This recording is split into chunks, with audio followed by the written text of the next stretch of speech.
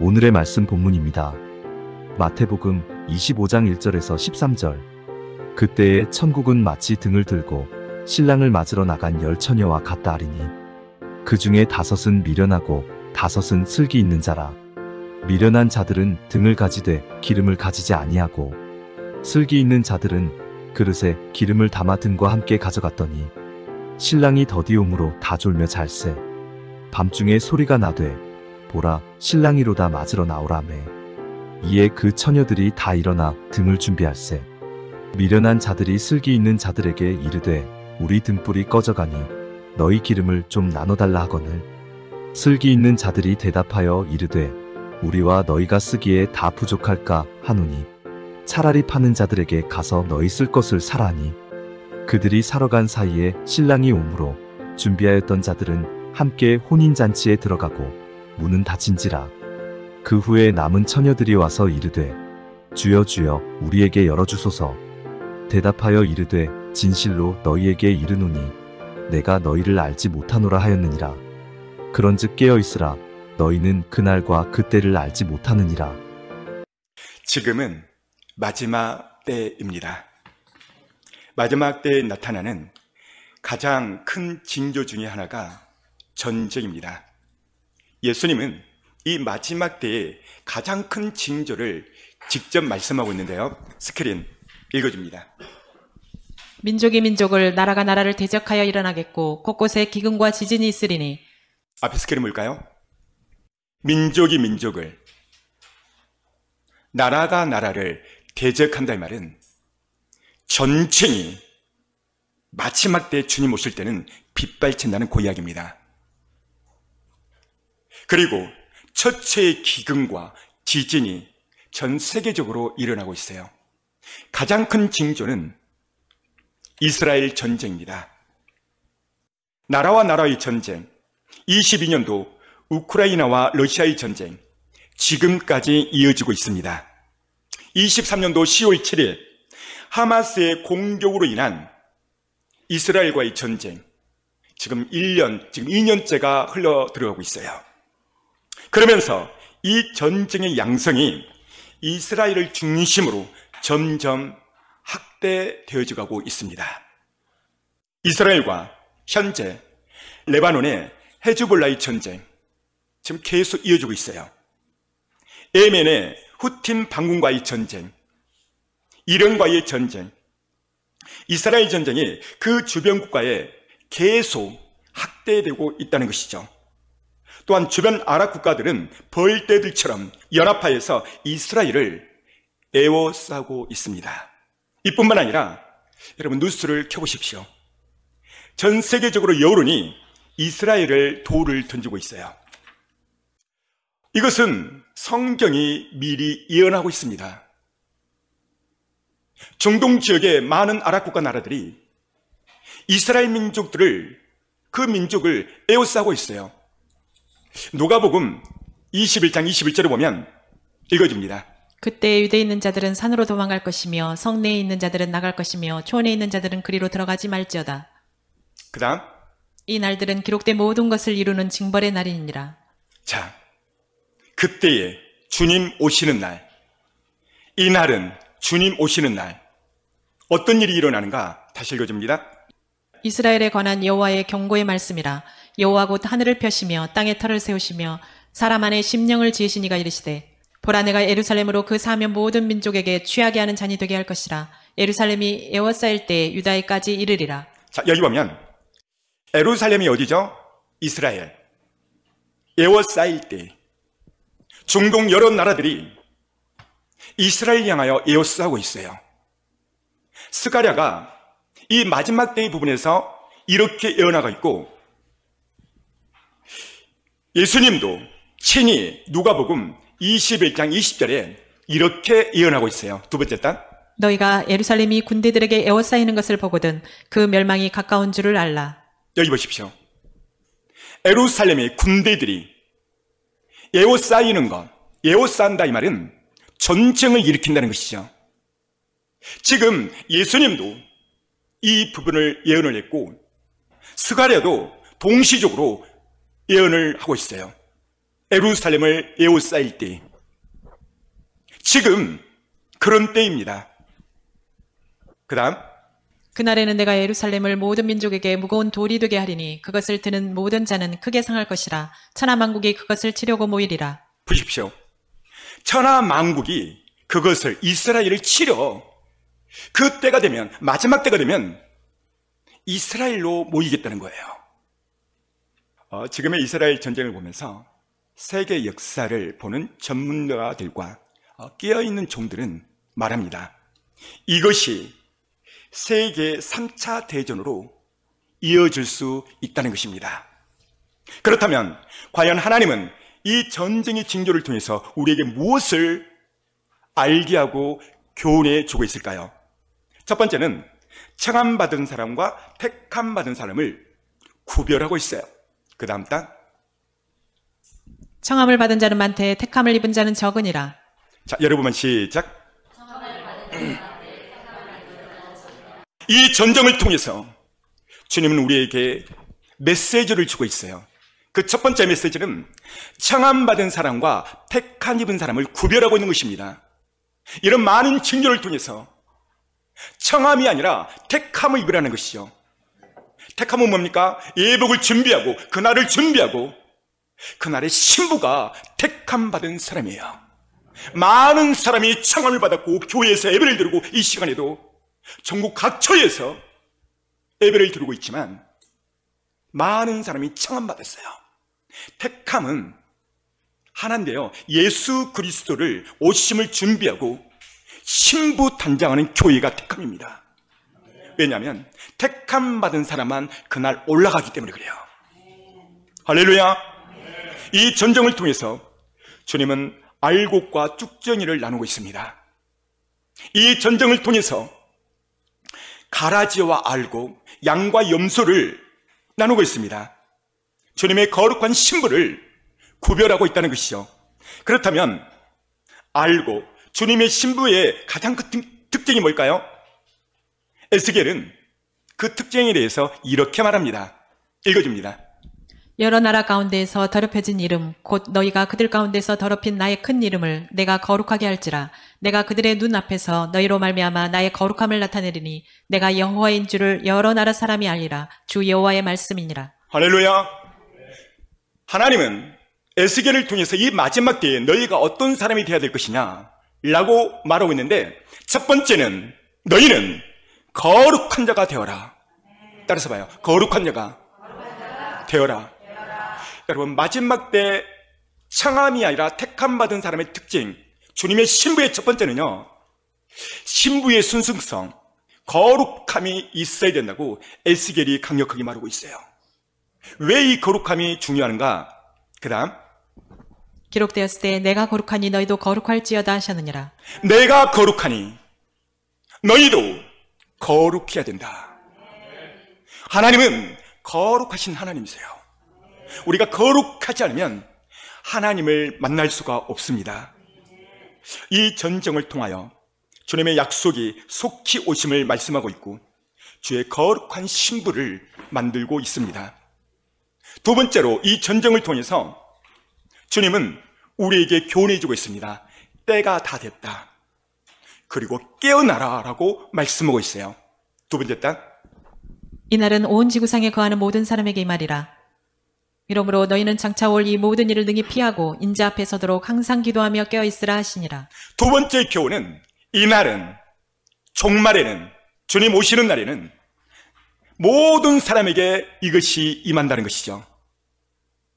들림맞지 못하고 남아버리면 엄청난 대환란, 창세일에는 없는 대환란 속에 빠지고 먹고 살기 위해서 육령직표를 받고 손과 발이 잘려지는 엄청난 고난이 장차 온다는 것입니다. 두 번째 교훈은 이 전쟁을 통해서 너희는 깨어 있으라는 것입니다. 어떻게 깨어 있는가? 앞에서 말하고 있죠. 기도로 항상 기도하는 자는 깨어 있는 자입니다. 항상 기도치 않는 사람은요, 잠들어 있어요. 이 마지막 때에 재앙은 모든 인류에게 임하고 피할 수가 없습니다. 주님의 저울은 마지막 시대에 지금 정점을 향해 달려가고 있습니다. 각 사람의 믿음과 행위가 주님의 저울에 지금 달려 있습니다. 그 저울로 어떤 이는 버려둠을 당할 것이요, 또 어떤 이는 택함을 받아 그날에 올라갈 것입니다. 어떤 이는 그날에 버려둠을 당할 것이에요. 세 번째, 이스라엘 이 중동 전쟁을 통해서 주는 교훈은요, 이 전쟁 후 적그리스도가 출현하는데 그의 등장을 준비하라는 사인입니다. 그 다음, 누가 어떻게 하여도 너희가 미혹되지 말라. 먼저 배교하는 일이 있고 저 불법의 사람 곧 멸망의 아들이 나타나기 전에는 그날이 이르지 아니하리니. 먼저 배교하는 날이 있다는 거예요. 배교, WCC, WEA, NCCK, 종교다운주의. 지금 이것들이 교회 안에 돌아버렸습니다. 이게 심각한 겁니다. 그런데 이 시대 역사의 시간에 주의 종들이 이것을 전하지 않고 있어요.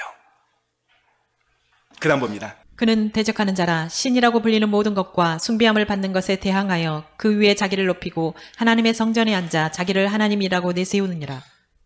여기 보십시오. 그는 대적자라. 여기 그는 누구죠? 적그리스도. 이 적그리스도는 대적자라는 거예요. 이가 주의 성전에 앉아 자기가 하나님이라고 내세운다는 것입니다. 지금 적그리스도의 출현을 기가 막히게 앞당기고 있는 것이 있는데요. 여러분, 그것이 무엇인지 아세요? 인공지능 AI 로봇입니다. 제가 전전 시간에 인공지능 AI 로봇에 대해서 엄청나게 설교했고, 저의 유튜브 설교를 찾아보면 이 인공지능 AI 로봇이 어느 정도 발달되어 있고 지금 어디까지 왔는가 잘 나와 있습니다. 지금 인공지능 AI 로봇은 최첨단을 달고 있습니다. 그날 이 인공지능 로봇에게 적그리스도는 절하고 섬기고 우상숭배를 가할 것입니다. 이 부분은 제가 전에 했던 유튜브 설교를 찾아보시길 바랍니다. 하나님은 이 모든 것을 계획에 따라 움직여 가고 있습니다. 그게 어디냐고요? 읽어줍니다. 모든 일을 그의 뜻의 결정대로 일하시는 이의 계획에 따라 우리가 예정을 입어 그 안에서 기업이 되었으니. 여기 보십시오. 모든 일, 이 모든 일이 뭐죠? 전쟁, 적그리스도의 출현 직전에 나타나는 일들, 인공지능 로봇, 동성애, 세계에 일어나는 모든 지진, 기근, 이 모든 일을 그의 뜻대로 결정대로 되어진다는 거예요.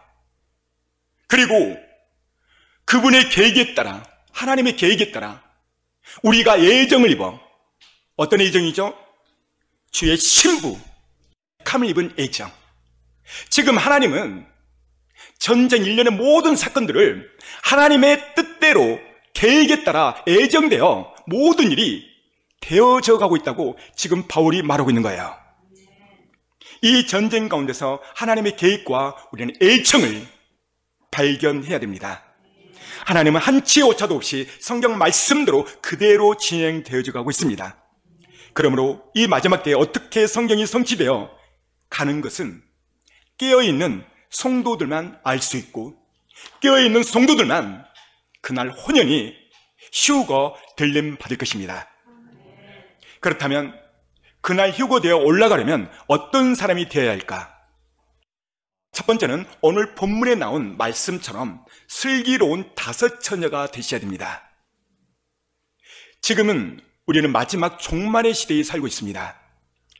종말은요, 개인적인 종말이 있고 역사적인 종말이 있습니다. 개인적인 종말은 개인의 목숨이 다할 때 이루어지는 종말이죠. 역사적인 종말은 주님이 재림하면 이루어지는 종말입니다. 사람은 개인적인 종말이든 역사적인 종말이든 종말을 앞두고 살아가는 존재입니다. 그래서 마지막 때에 지혜로운 신앙인은 2가지를 반드시 준비하고 살아갑니다. 첫 번째, 언제 죽어도 죽음이 준비된 사람, 이걸 준비하죠. 두 번째는 언제 주님이 와도 신부 단장 준비된 사람입니다. 저는 지금까지 목회하면서 항상 복음에 대해서만 지금까지 설교를 했습니다. 여러분, 복음은 5대의 복음이 있어요. 5대. 5가지 복음이 있어요. 잘 들어보세요. 5대의 복음이 있는데요. 첫 번째는 예수님의 동정녀 탄생 초림복음. 예수님의 동정녀 탄생 복음. 이게 초림 복음이에요. 초림. 두 번째 복음은 읽어줍니다. 예수님의 십자가 죽으심 구속의 복음. 예수님이 내 죄를 위하여 2000년 전에 십자가에 못 박혀 돌아가셨어요. 이게 무슨 복음이에요? 구속의 복음. 구속의 복음. 2000년 전에 하나님이 이루시는 거죠. 세 번째는 예수님의 부활의 복음. 죽으시고 부활했어요. 이것이 바로 부활 복음입니다. 네 번째는 예수님의 승천의 복음. 예수님의 승천 복음입니다. 다섯 번째, 예수님의 재림 복음. 예수님의 재림 복음, 종말 복음입니다. 질문합니다. 이 5가지 가운데서 몇 번째가 이루어지지 않았죠? 마지막 번째예요. 이 5번째가 이루어지지 않았어요. 이 5가지 가운데서요, 이 4가지는 다 이루어졌어요. 근데 오직 한 가지 이루어지지 않았는데 이것이 바로 재림복음이에요. 여러분, 지금은 재림복음을 전해야 될 때입니다. 왜냐하면 2000년 동안 이 4가지 복음은 주구장창 전했어요. 그런데 우리가 사도신경에도 죽은 자와 산 자를 심판하러 오시리라 이렇게 엄청난 고백하고 외우고 암송하는데도 죽은 자와 산 자를 심판하러 오시리라, 오신다는 재림복음을 전하지 않고 있어요. 우리가 진짜 주의 종이 맞다면 때를 따라 양식을 전해야 되고 하나님이 말씀한 그 복음을 전해야 됩니다. 재림복음이 왜 중요한가?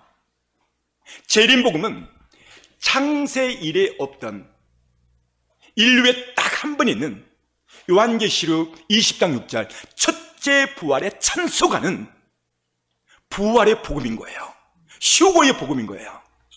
그래서 예수님이 말하죠. 너희는 첫째 부활에 참석하는 자가 복이 있도다. 여러분, 인류 역사상 가장 큰 복은요, 휴거되어서 주님의 신부로 올라가는 거예요.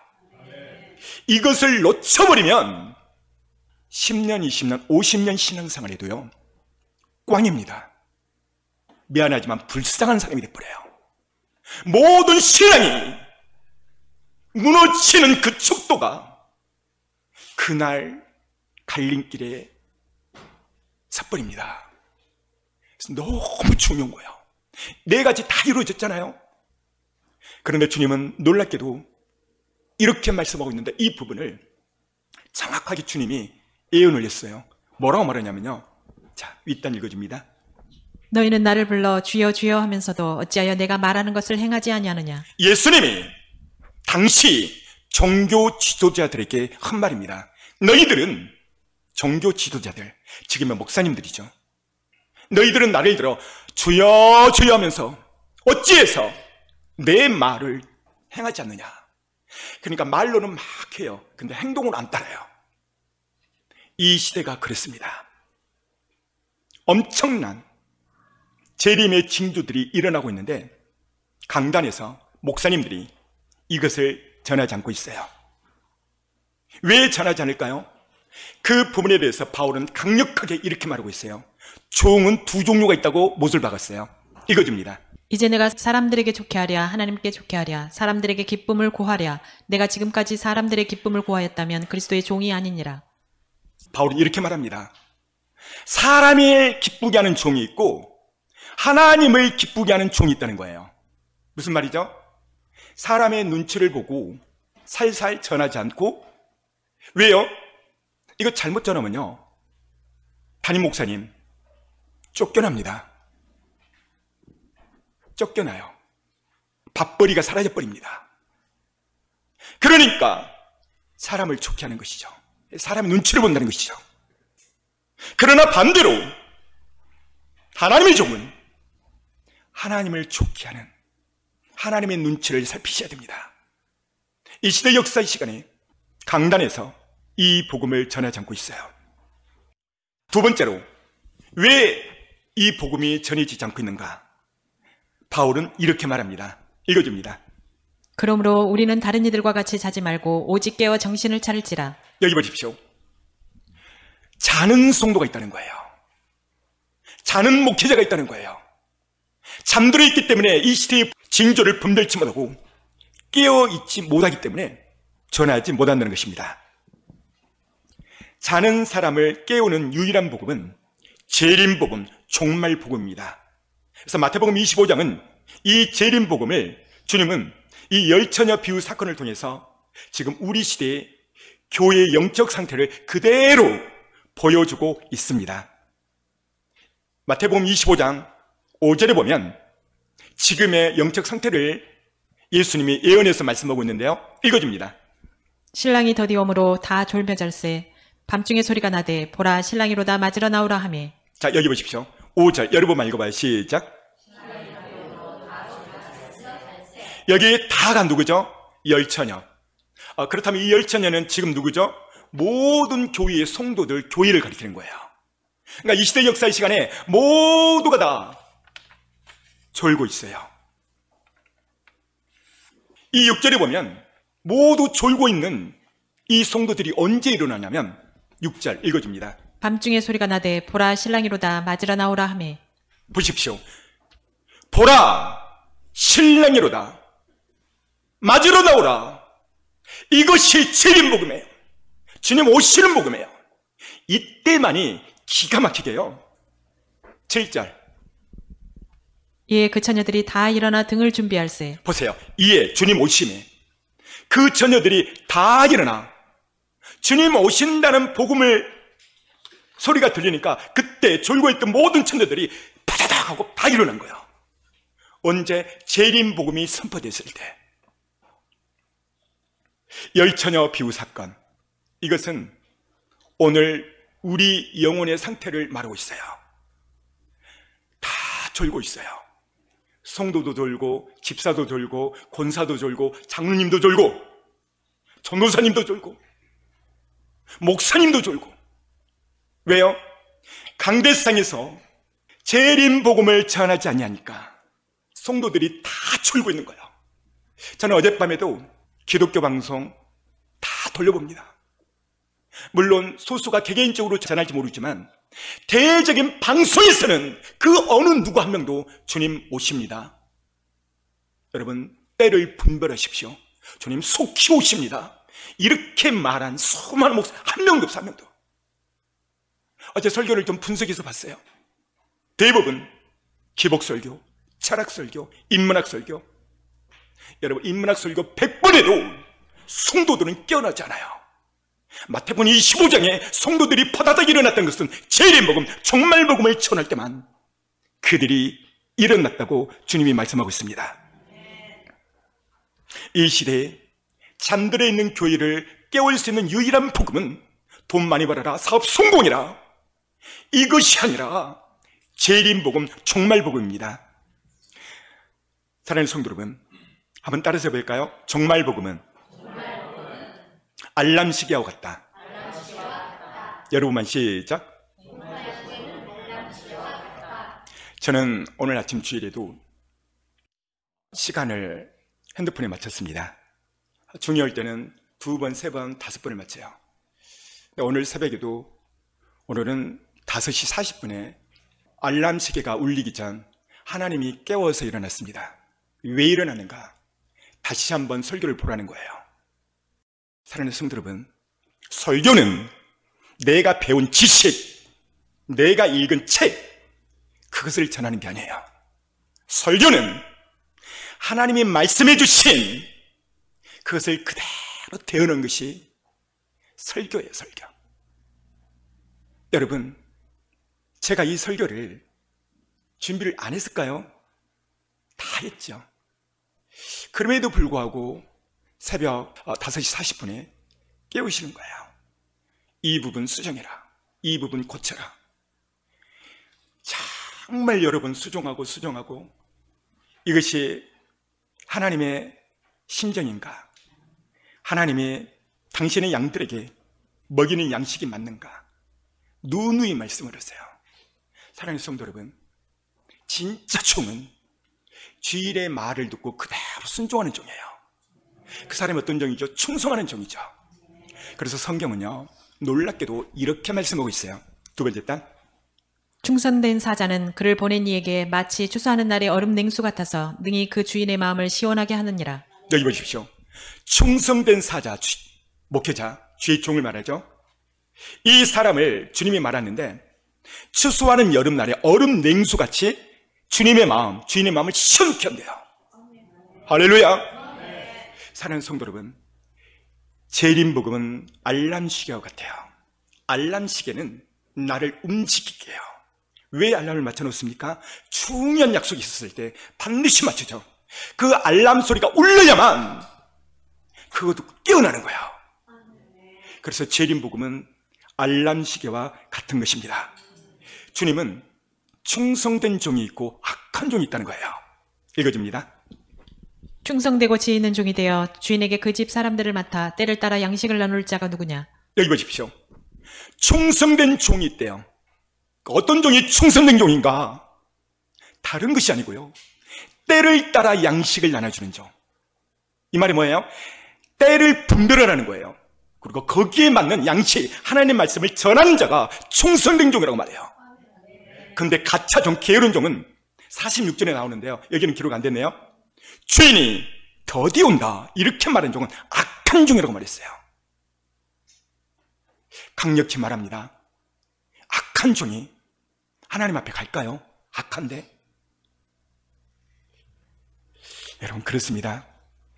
오늘 성경은 종말을 전하는 종, 이 종이 복된 종이고, 재림 복음을, 종말 복음을 듣는 양이 복된 양이라는 것이죠. 이 종말 복음은 별난 사람이 전하는 게 아닙니다. 종말, 이 재림 복음을 전하는 사람은 정말 주님을 사랑하고요, 이 땅에 미련이 없어요. 이 땅에 미련 있는 사람이 주님 오시면 다 끝나는데 그걸 전하겠어요? 미련이 없고 이 땅에 얽매임이 없는 사람이에요. 주님을 사랑하고 양을 사랑하는 자가 이 복음을 목숨 걸고 전하는 거예요. 이것이 바로 참종입니다. 사랑하는 성도 여러분, 주님은 저에게 어느 날 말씀하셨어요. 너는 너가 신학교에서 배운 지식을 전하지 마라. 너는 너가 체험한, 경험하고 주님과 동행한 그것을 전하라고 말하셨어요. 바울이 다메섹 도상에서 예수님을 체험하고 그는 예수님을 경험하고 만납니다. 바울은 지금으로 말하면 박사기가 5개 정도 있는 사람, 엄청 똑똑한 사람입니다. 근데 놀랍게도요, 바울이 복음을 전할 때마다 나는 다메섹 도상에서 예수님을 만났다, 항상 이렇게 시작해요. 이유가 뭔지 아세요?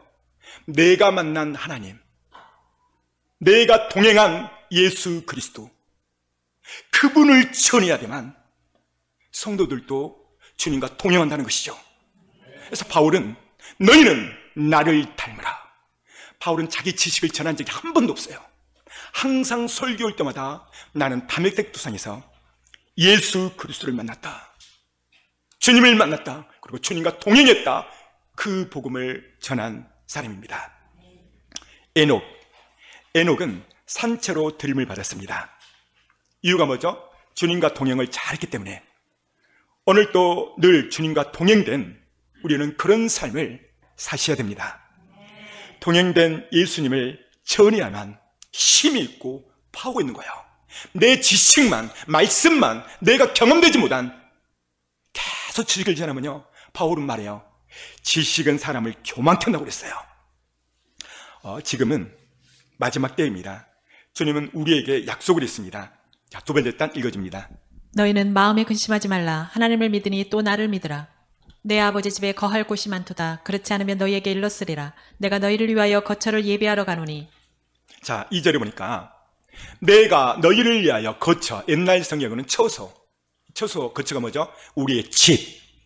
2000년 전 예수님이 우리의 집을 다 준비하면 오시겠다는 거예요. 이게 정말 복음인데요, 주님은 이것을 믿으라고 말해요. 그 다음 읽어봐요. 가서 너희를 위하여 거처를 예비하면 내가 다시 와서 너희를 내게로 영접하여 나 있는 곳에 너희도 있게 하리라. 보십시오. 내가 거처를 다 예비하면 내가 다시 와서 너희를 영접하겠다. 어디서? 공중에서. 준비된 자만이, 깨어있는 자만이 그날에 올라갈 것입니다. 그 숫자는 너무나도 적어요. 마태복음 22장 14절에 나오잖아요. 착한 사람은 많되 택함 받은 자, 주의 신분은 심히 적다는 거예요. 왜요? 강대상에서 때에 맞는 양식을 안 전해버리니까 성도들이 다 졸고 있어요. 주님은 속히 오시겠다는 거예요. 그 다음 달 읽어보세요. 이것들을 증언하신 이가 이르시되 내가 진실로 속히 오리라 하시거늘 아멘. 주 예수여 오시옵소서. 마라나타, 마라나타. 요한계시록 마지막 봄에 아멘, 주 예수여 속히 오시옵소서. 이 전전에 우리의 선배 신앙인들은 그때부터 주님을 기다린 거야. 2000년이 지난 지금 코앞에 왔거든요. 2000년 전 선배 신앙인들은 주님 속히 오시옵소서, 이게 신앙이었어요. 근데 강대성에서 인문학 설교, 기복 설교, 철학 설교를 해버리니까 성도들이 안 기다려. 이 땅에서 복 많이 받아라, 좋은 직장 들어가라, 믿음으로 큰 돈 벌어라, 이런 설교만 해버리니까 땅에 다 얽매여버린 거예요. 이 책임을 그날 그때 어떻게 감당하려고? 주님은 다시 오십니다. 재밌는 이야기 하나 해드리겠습니다. 어느 가정에 5살 먹은 아들, 아빠와 엄마 이렇게 살고 있었습니다. 아들은 아빠를 유독히 사랑하고 잘 따랐습니다. 아빠는 먼 나라로 어느 날 해외 출장을 가야 했습니다. 아들은 아빠에게 말합니다. 아빠, 거기 안 가면 안 돼?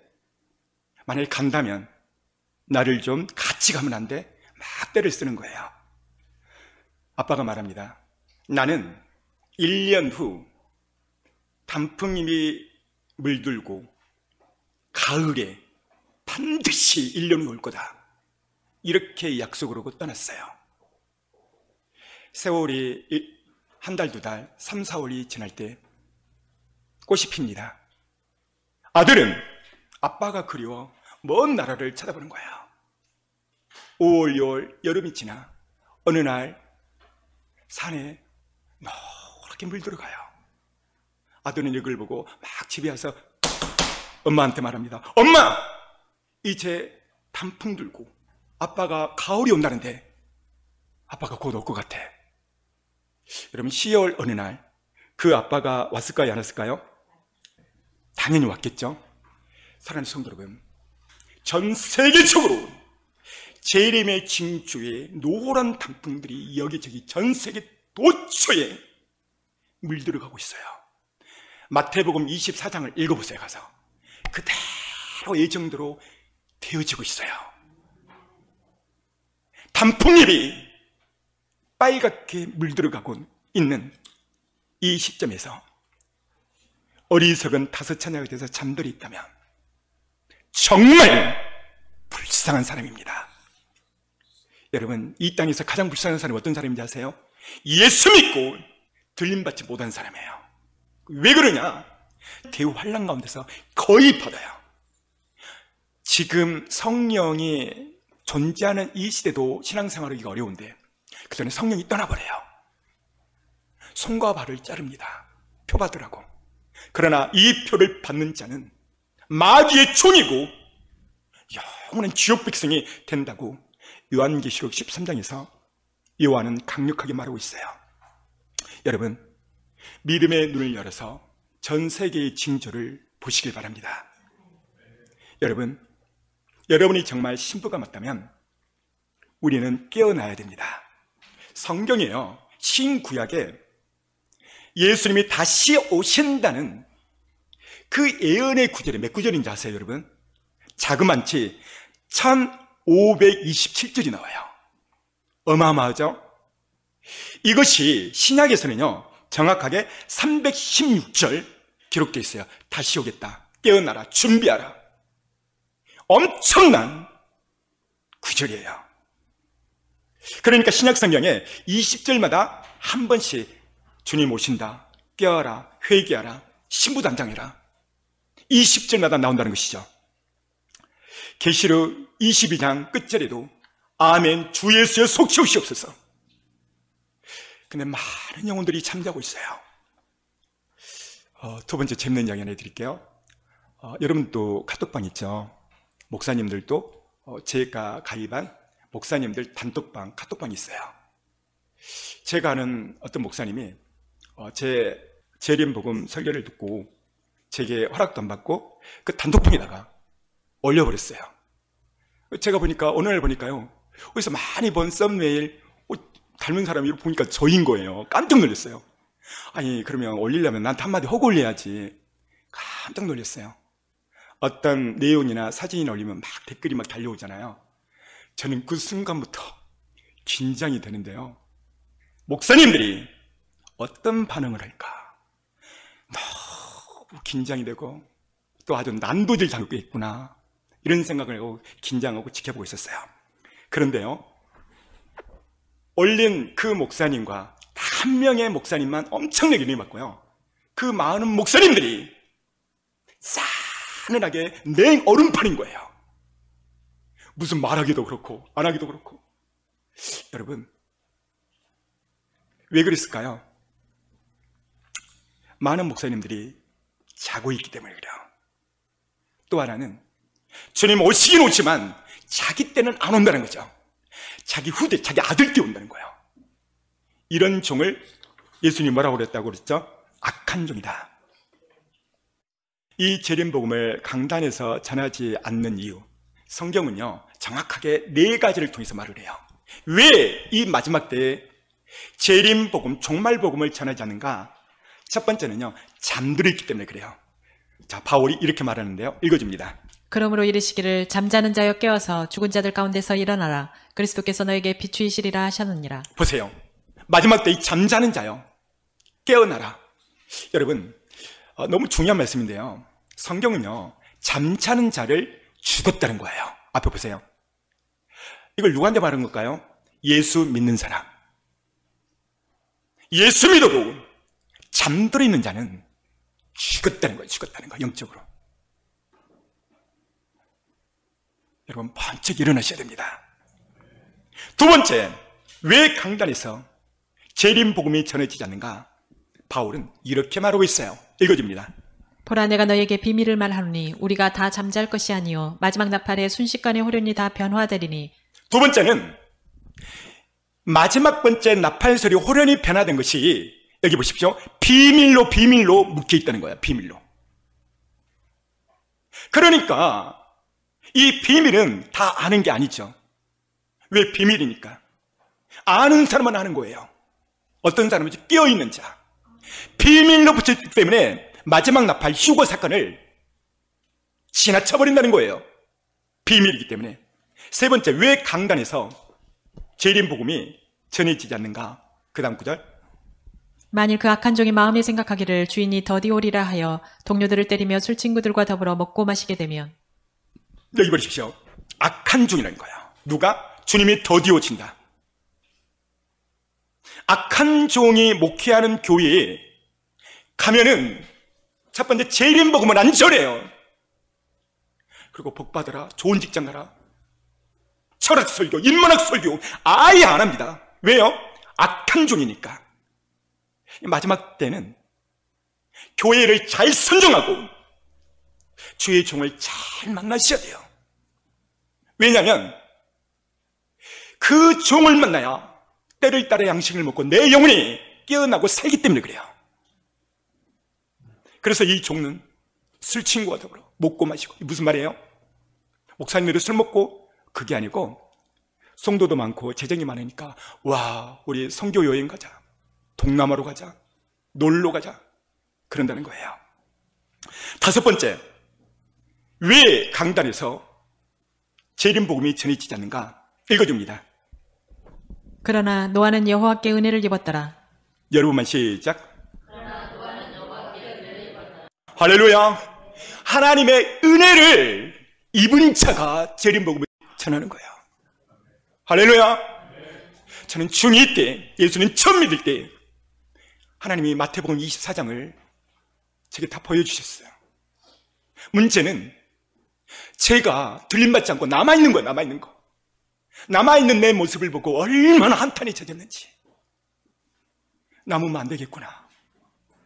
하늘에 별들이 떨어지고 우주 만물이 움직이고 땅이 꺼지고 산에 불이 나고 사람들이 사라지고 잿빛 하늘. 제가 남았더라고요. 충격이었습니다. 그 15살 나이에 그때 보고 지금 이렇게 강력히 전하는 거예요. 은혜입니다. 은혜. 하나님 은혜입니다. 그 다음 장 읽어줍니다. 보라 내가 속히 오리니 내가 줄 상이 내게 있어 각 사람에게 그가 행한 대로 갚아주리라. 주님이 속히 오신대요. 그리고 상을 주는데 각 사람의 행한 대로 주님이 갚아준다고 말씀하고 있습니다. 어떻게 이 상을 받을 수 있는가? 주님 오심을 전하고 전도하고 열심히 봉사하고 믿음대로 살고 말씀대로 살고 그럴 때 하나님이 상으로 갚아주십니다. 모든 세계적인 징조를 볼 때 주님은 이 시대에 우리 시대에 오십니다. 그 첫 번째 징조가 이스라엘 아람 나라들 간의 전쟁입니다. 두 번째는 동성애입니다. 두 번째로 가장 큰 특징이 동성애예요. 파리 올림픽 개막식 때요. 앞에 스크린 볼까요? 이 개막식 때 동성애가 판을 쳤어요. 이게 전 세계적으로 다 나간 거거든요. 안방에서 우리 읽어봤어요. 다 동성애자들입니다. 최후의 만찬을 패러디했죠. 동성애. 전 세계적으로 동성결혼 합법화 현황을 제가 알아봤는데요. 네덜란드부터 시작해갔고요. 그리스까지, 미국, 아일랜드, 프랑스, 브라질 엄청나게 많죠. 다 동성애법이 통과가 된 나라들입니다. 이 나라에서는 제가 이렇게 전하면요 잡혀갑니다. 벌금 내야 되고 감옥 살아야 돼요. 동성애가 나타났을 때 하나님은 그 시대를 아예 멸해버렸습니다. 소돔성 멸망 마지막으로 나타나는 게 뭐죠? 동성애예요. 노아 홍수 심판 때 마지막 등장한 게 뭐예요? 동성애입니다. 동성애는 하나님이 정한 죄의 대두란이 있어요. 상중하. 이 동성애는 하나님이 가장 악하게 보는 거예요. 이게 동성애가 나타나면요 그 사회를 멸해버렸어요. 어느 사회 국가든 하나님은 정리한 것을 볼 수 있습니다. 자, 그렇다면 우리는 이 마지막 때에 무엇을 준비해야 되는가? 세 가지 대안점을 말하고 말씀을 마칠 겁니다. 첫 번째는 믿음의 등불을 준비해야 됩니다. 여러분만 시작. 요한복음 3장 5절을 보면 이렇게 말씀하고 있는데요. 읽어줍니다. 예수께서 대답하시되 진실로 진실로 내게 이르노니 사람이 물과 성령으로 나지 아니하면 하나님의 나라에 들어갈 수 없느니라. 자, 이 말씀은 누구에게 한 말이죠? 니고데모. 니고데모가 한밤중에 주님을 찾아옵니다. 그리고 니고데모가 말하죠. 예수님, 어떻게 해야 나는 구원받을 수 있습니까? 라고 말할 때 물과 성령으로 거듭나지 아니하면 하나님 나라에 갈 수 없다. 무슨 말이에요? 성령 충만, 성령으로 거듭나야 구원받겠다는 말이죠. 두 번째는 성령의 기름등불을 준비해야 됩니다. 자, 읽어줍니다. 미련한 자들은 등을 가지되 기름을 가지지 아니하고 슬기 있는 자들은 그릇에 기름을 담아 등과 함께 가져갔더니. 자, 여기 보면 미련한 자는 등을 가졌어요. 여러분 여기 등이 뭐죠? 등. 시편 119편을 보면 주의 말씀은 내 발의 등이요 내 길의 빛이라. 이 등은 뭐냐면 말씀이에요. 말씀. 다시 말하면 주님 오신다는 말을 이 미련한 자들도 다 들은 거예요. 그런데요 이들은 오신다는 얘기를 다 들었어. 말을 지금 한국교회 다 알아요. 목사님들도 성도들도. 근데 문제는요 기름을 준비했잖아요. 기름을 가져야지 않았다. 이 말은 기름등불, 성령의 기름이죠. 이걸 준비하지 않습니다. 반면에 다섯 처녀는 읽어줍니다.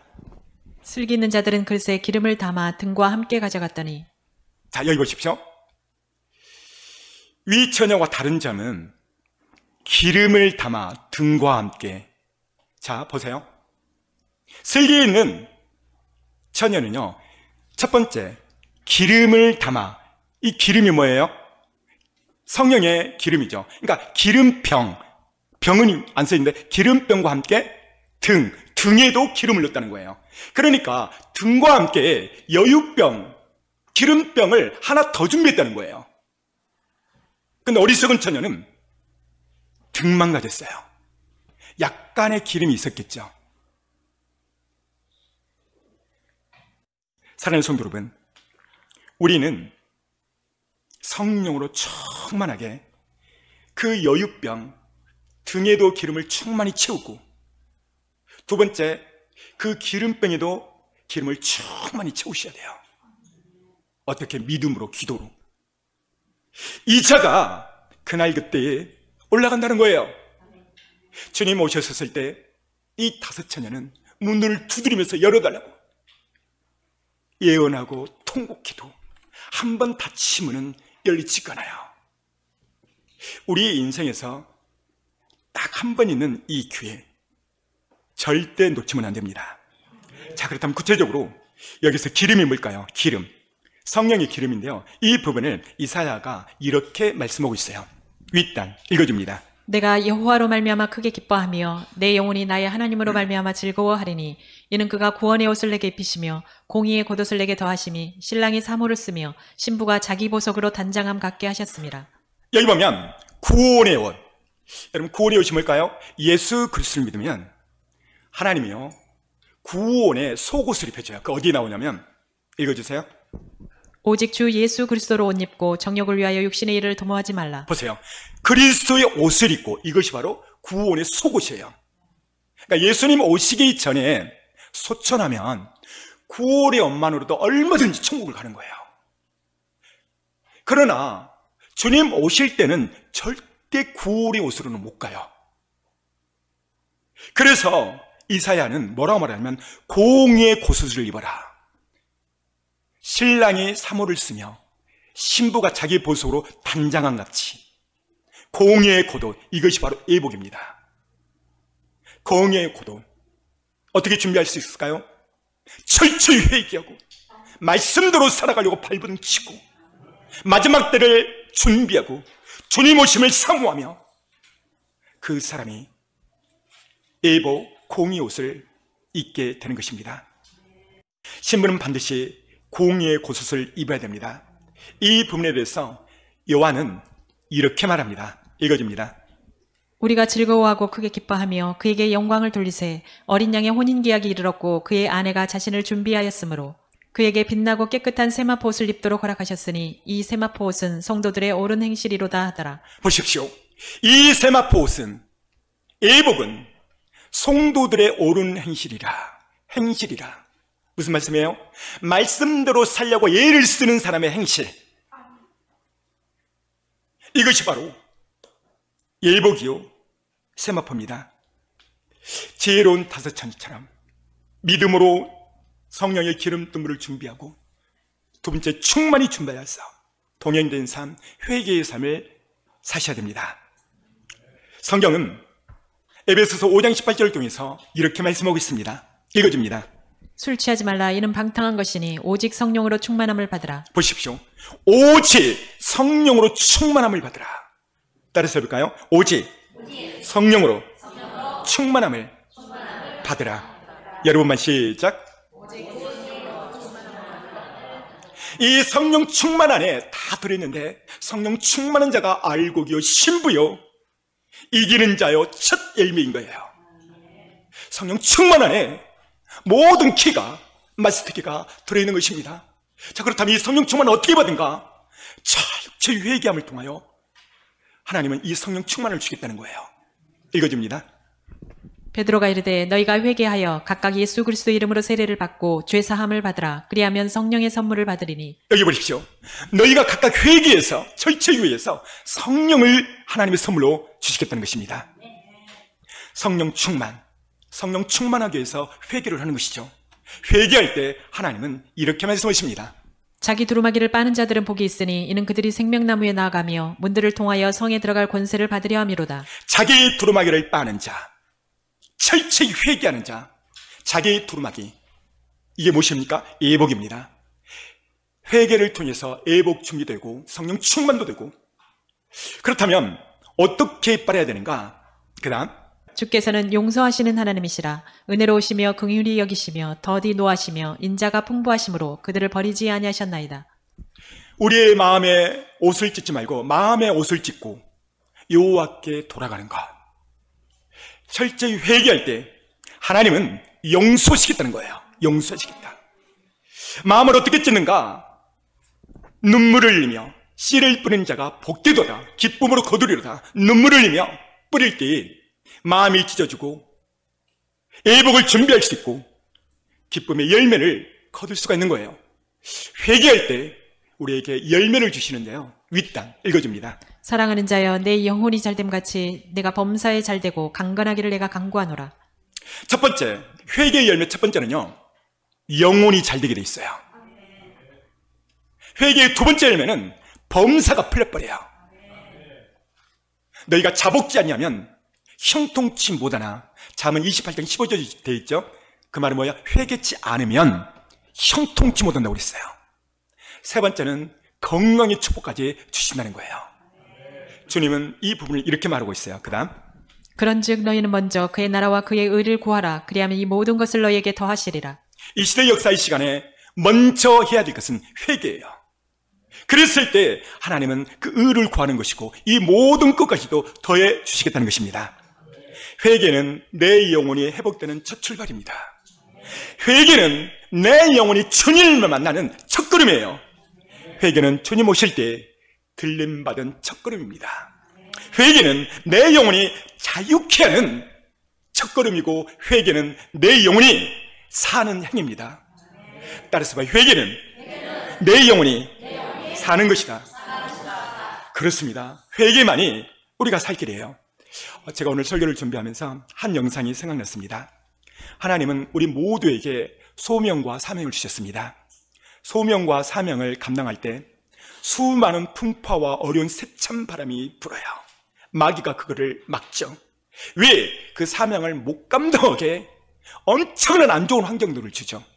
근데 반대로 바울은요, 복음을 전하면서 그 사명 감당할 때 엄청난 핍박이 있고 여러 번 굶주리고 배가 파손돼서 죽을 고비를 여러 번 넘깁니다. 복음을 전하다가 돌에 맞고 엄청난 위기 가운데서도 끝까지 복음을 전하면서요, 그가 이렇게 말을 해요. 읽어줍니다. 내가 달려갈 길과 주 예수께 받은 사명 곧 하나님의 은혜의 복음을 증언하는 일을 마치려 하면은 나의 생명조차 조금도 귀한 것으로 여기지 아니하노라. 바울은 평생 복음을 전하다가 유대인들에게 잡혀서 엄청나게 맞습니다. 39번씩 5차례나 곤장을 맞고 피가 터집니다. 돌에 맞아 죽은 줄 알고 성문 밖에 던졌는데 다시 살아나서 또 복음을 전하고 그가 이렇게 고백을 해요. 나의 달려갈 길과 주 예수께 받은 사명 곧 은혜의 복음을 전하는 데는 나의 생명조차도 조금도 귀한 것으로 여기지 않냐노라. 자기 사명을 다 감당을 해요. 예수님은 이 마지막 때에 이렇게 말씀하고 있어요. 읽어줍니다. 내가 죽도록 충성하라. 그리하면 내가 생명의 관을 내게 주리라. 자, 여러분만 시작.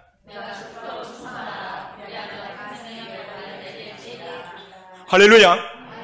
내가 죽도록 충성하라. 그리하면 내게 생명의 멸관을 주리라. 여러분, 주님 속히 오십니다. 이 마지막 때에 우리에게 주신 소명과 사명이 무엇인가? 환경이 어렵고 힘들지라도 인내의 말씀을 지켰은즉 내가 내게 상을 주리라. 빌라델비아 교회에 하신 말씀이죠. 이 어려운 이 시기에 주님 오심을 믿고 그 말씀을 따라 충성을 다하십시오. 환경이 어렵고 힘들지라도 오직 주님만 바라보시고 나가시기를 축원합니다. 같이 영상 보겠습니다.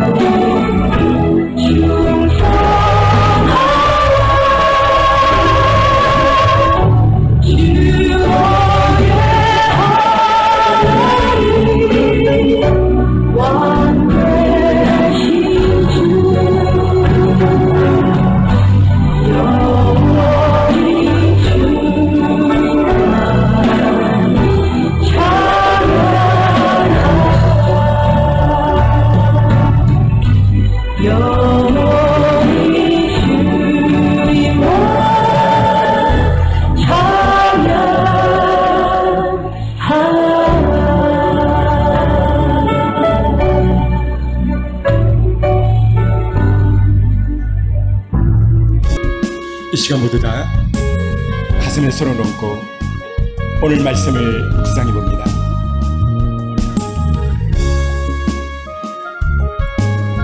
이 마지막 때에 예수 그리스도 십자가만 바라보십시오. 작은 교회를 섬긴다는 것은 쉬운 일은 아닙니다. 나와 같은 청년의 또래도 적고 나와 같이 어울리는 동료들도 적고 주차장도 별로고 문화시설도 엉망이고, 사랑하는 성도 여러분, 하나님은 우리에게 소명과 사명을 주셨어요. 그 사명을 붙잡으세요. 비바람이 분다고, 산참 풍파가 분다고, 환경이 안 좋다고, 개척교회라서 그런 것은 모두가 다 비바람이고 풍파입니다. 여러분이 정말 주님의 신부가 맞다면 그것을 뛰어넘으시고 옆에 사람이 상처를 주고 나를 힘들게 한다 할지라도 그 사람을 보면 안 돼요. 십자가 어디 예수 그리스도 그 표대만을 보고 마지막 때를 한 걸음 한 걸음 준비해서 가는 그 사람이 바로 들맞을 수고자요 주님의 신부인 것입니다. 이 시간 주의 성탄을 기도할 때, 하나님, 내가 환경을 따졌습니다. 사람을 보고 마음의 상처를 받았습니다. 오늘 나는 주 예수 그리스도의 십자가 그 표대만 바라보고 할 수 있도록 도와주시옵소서. 이 시간 주의 성탄을 기도합니다. 주여, 주여, 주여, 예수의 피로, 예수의 피로, 예수의 피로, 예수의 피로 돈같이 아버지 용서하여 주옵소서. 환경을 바라보고 마음의 상처를 받았습니다. 용서하여 주옵소서. 예수의 피로, 예수의 피로, 예수의 피로, 예수의 피로 모든 세력은 치우다, 돌아가니 치우다. 예수의 피로, 예수의 피로, 예수의 피로, 예수의 피로 주여, 주 역사여 주옵소서. 예수의 피로, 예수의 피로, 예수의 피로, 예수의 피로 이 시간 간절히 하나님을 기도합니다. 오, 그러신 나야 우리 예수는 이르신다로 맡은 내 예수가 아니야. 성령의 불, 성령의 불, 성령의 불, 성령의 불, 성령의 불, 예수의 피, 예수의 피, 예수의 보여, 예수의 피, 예수의 보여, 예수의 피, 예수의 보여. 그러신 나야 우리 예수는 이르신다로 맡은 내 예수가 아니야. 성령님 역사여 주시고 예수의 피로, 예수의 불로 성결케 하여 주시고 깨어날 치워다, 깨어날 치워다, 깨어날 치워다, 깨어날 치워다, 깨어날 치워다. 예수의 피로, 예수의 불로, 예수의 피로, 예수의 불로, 예수의 피로, 예수의 불로 깨어날 치워다, 깨어날 치워다, 깨어날 치워다, 깨어날 치워다. 몸이 아프신 분은 아픈 부위에 손을 놨습니다. 이 시간 믿음으로 얹고 기도할 때 하나님이 치유할 줄 믿습니다. 거룩하신 아버지, 예수께서 채찍 맞음으로 우리의 모든 병을 치유하신다고 했으니 하나님, 두통 예수의 피로, 예수의 볼로 선포하니 떠나갈 치우다. 예수를 면하니 이 시간 떠나갈 치우다. 예수를 면하니 고개의 모든 고통도 떠나갈 치우다. 입안의 모든 병도 떠나갈 치우다. 예수를 면하니 가슴의 병도 떠나갈 치우다. 예수를 선포하니 모든 두통과 머리의 발끝까지 모든 질병들은 예수를 명하니 이 시간 떠나갈 치우다. 예수님의 이름으로 선포하며 축복하며 기도했습니다. 아멘. 주님 지으실 때까지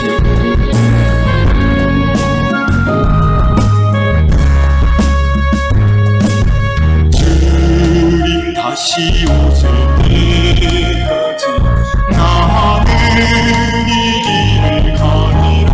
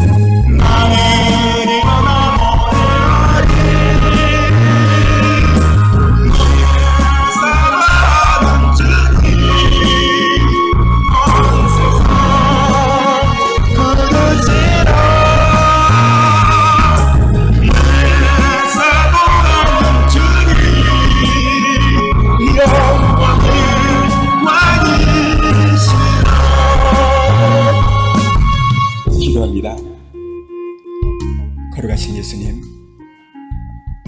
재림 복음,